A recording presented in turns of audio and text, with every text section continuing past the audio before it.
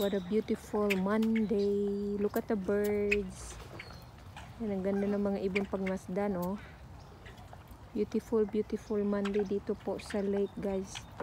Daming mga ibon, naghahanap na sila ng pagkain kasi lunch time na eh. Ayan. Dito may kinukonstruct na bago, oh. Ayan po.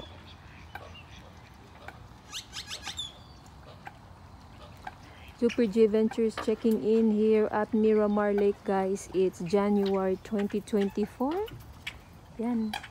Ganda po ng lake. Ang ganda ng mga ibon, no? Pagmasdan nyo ang ibon, guys. Maghanap sila ng pagkain. Ayan. Alright. Happy Monday, everyone. Hope you had a great day and enjoy your day.